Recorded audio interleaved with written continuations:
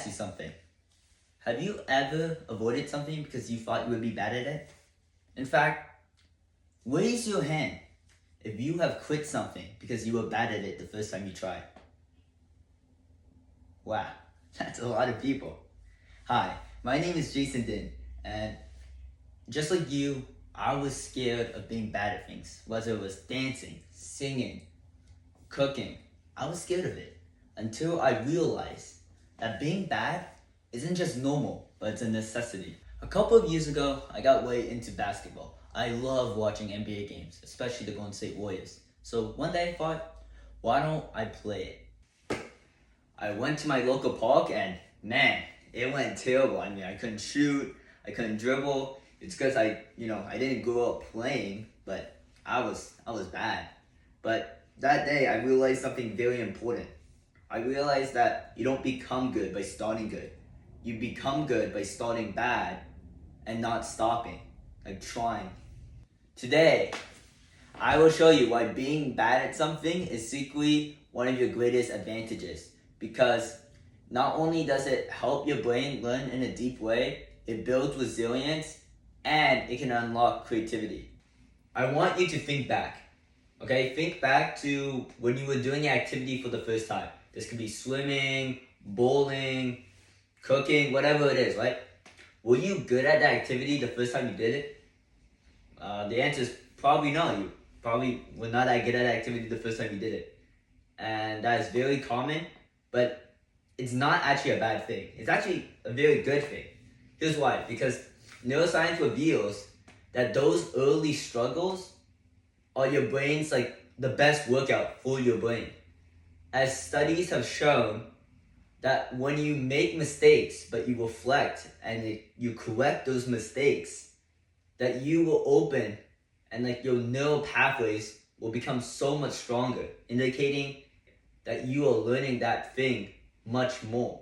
That's why people who make mistakes and correct them will retain that knowledge longer than someone who just did it perfectly the first time. And this is because making mistakes forces you to pay attention, problem solve, all things, using your brain to figure it out. So obviously you'll understand it more and you will retain that knowledge more. Okay, this is why my go-to basketball moves, or my best moves, or whatever you want to call it, right? They were what I struggled the most initially trying to do. And because I had to understand what I was doing wrong and correct them, I have a full understanding of that move and how to do it in different scenarios. So now those are my go-to moves. So being bad allows you to make mistakes and correct them. And as I previously said, by correcting these mistakes, you deepen your understanding and you deepen your learning, and you will retain this knowledge longer than someone who did make those mistakes and did it perfectly the first time. Okay, so being bad at something, right, will help you with learning. But it will also help you with another thing. It will help you with building resilience, okay? So I want you to think back, okay? Think back when you failed, think back to when you failed something, you failed, right? Think about how you felt, the shame, the frustration, the embarrassment, right? The voices in your head telling you to give up, quit, okay? When you ignore those voices and you keep pushing through, that is a moment where you build resilience, okay? So resilience is basically when you keep pushing through even though there's setbacks, okay? And I'll use a personal example. So when I tried out for the basketball team, I performed terrible. It was probably one of the worst games I ever had. Okay, I was dumb passes, missing wide open shots, okay, all that, right? After the tryout, I was thinking what most people are thinking, probably what you are thinking, after a big failure like that, right? You think about the embarrassment, the frustration, you think about quitting, right? But at that moment, I decided to not let those emotions control me. And I decided to keep pushing through, keep playing, fixing the mistakes that I made in the tryout. And through that, I built resilience. I mentally became stronger.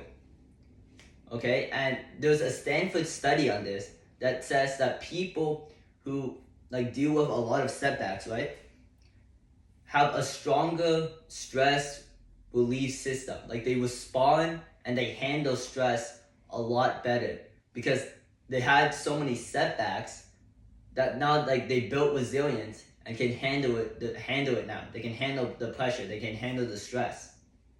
Okay, so think about this. Every single time you miss a shot but kept shooting. Every single time you failed a test but you kept studying. Every single time you played the wrong note, okay, on your piano or whatever, but you kept playing, you are upgrading your mental toughness, your resilience to handle life's pressures. Overall, being bad at something will strengthen your mental toughness and resilience, okay? And as I previously said, this will help with mistakes and setbacks, okay? Pushing through them. And that's why we shouldn't fear being bad at something. And once you stop feeling being bad at something, that's when creativity and fun can happen, okay? So once we acknowledge that we're bad at something, or that we're not gonna be an expert in singing, dancing, cooking, whatever it is, right? We can start to enjoy the process instead of being over fixated on the outcome, because we're free from the pressures of expectations to be good.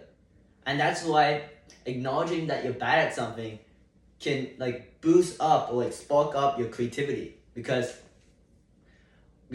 creativity will thrive when you're free to explore. You're not you're not scared to fail. And so when you're free from those expectations, creativity will rise. And that's why most amateurs innovate more than professionals, because they have more creativity from having less expectations. Allowing yourself to be free from the expectations of good will allow you to be more creative and allow you to have fun.